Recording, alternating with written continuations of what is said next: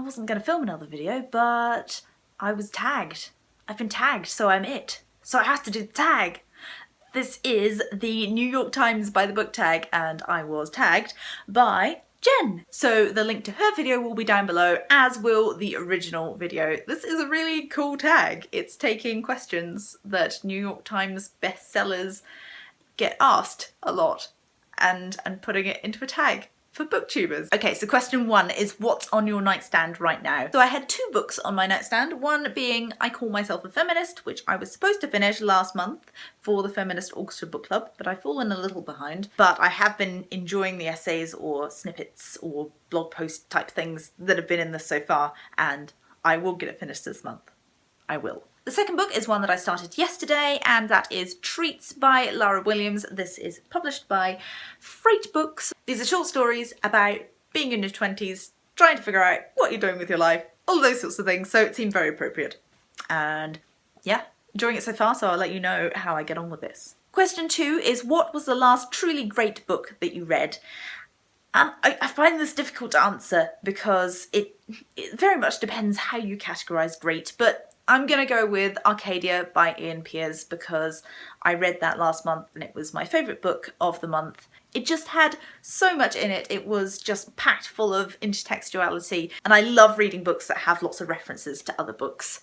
So I'm gonna go with that one, and I think more people should read it. Question 3 is if you could meet any writer, living or dead, who would it be and what would you want to know? I'm sure you can probably guess who I would have. It would be Catherine Mansfield. I would be really interested to chat to her about identity, about feminism, about sexuality, about being a cellist, about her writing, just about all of the things. I'm fascinated by her identity as a New Zealander living in the UK, and the fact that she didn't go back after she came over here the second time. So I would like to know more about that, about if she would ever consider going back to New Zealand. She was never able to in her later life because she was very ill and died very young. But yeah, I just think that she would be the most interesting person to have a one-on-one conversation with, and I think we would get on quite well. Question 4 is what books might we be surprised to find on your shelf? Now, I haven't got a huge collection of books here. I've still got quite a good collection, but not nearly as many as I have back in New Zealand. So I was trying to think of examples that are back in New Zealand, and I couldn't think of anything that would be that surprising. But the most surprising thing that I have here is probably this book, which is all about the art of the film Crimson Peak, which is a horror film. And I'm not a horror film sort of person. In fact, I will try to avoid them at all costs. But I watched this and absolutely loved it. And this is all about the concept art and the props and all the stunning, beautiful, gorgeous things that are within this film. Even I am surprised to have a book, a concept book about a horror film on my shelf, but I'm so happy that I do because this is an absolutely gorgeous, gorgeous book, and just every page is full of the most stunning imagery. And there are pieces that are like little flaps and things, and there are some pages that are transparent. So here we have the transparent page, which goes like that. So that's why I have it. It's beautiful. Question 5 is how do you organise your personal library?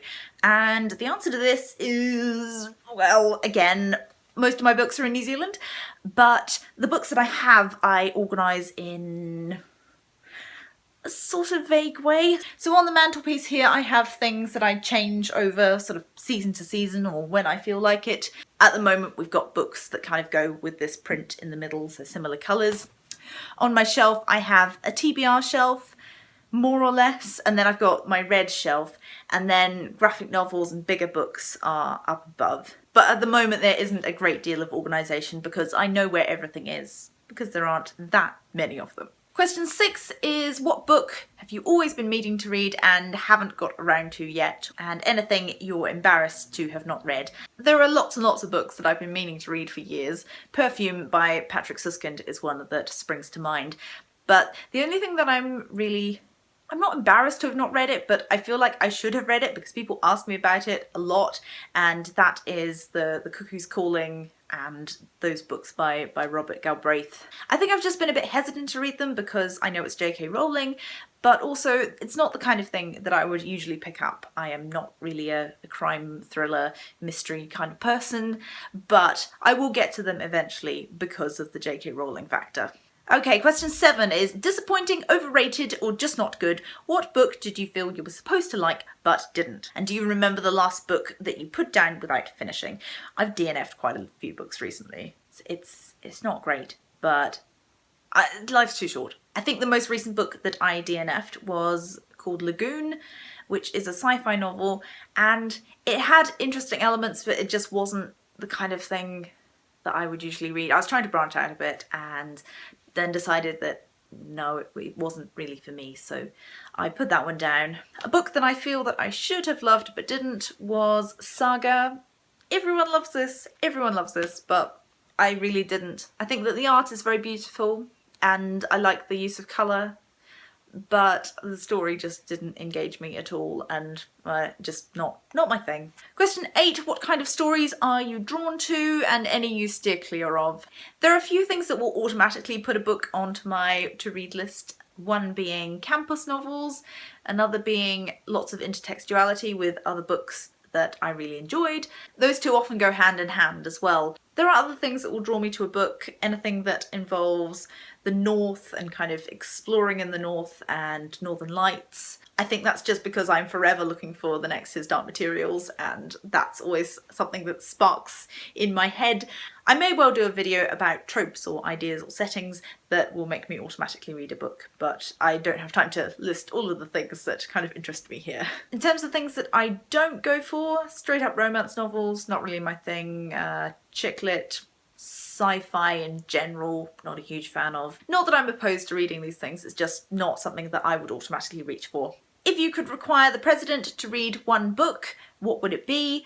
Now I'm going to take this as president or prime minister, so I think that David Cameron should read this book. It's a picture book called The Journey and it's all about immigration and it's absolutely beautiful. And the final question is, what do you plan to read next? Now, I have a wee pile of short story collections and I think those are the things that I will be reaching for next. I actually have 4 of them here. One is Kelly Link's Magic for Beginners, St. Lucy's Home for Girls Raised by Wolves, By Light We Knew Our Names, we're back to the Aurora again, and The Need for Better Regulation of Outer Space. All of those are short story collections and I think most of them involve magical realism. So there we are, that was the New York Times book tag. I will leave all the questions and links down below as usual.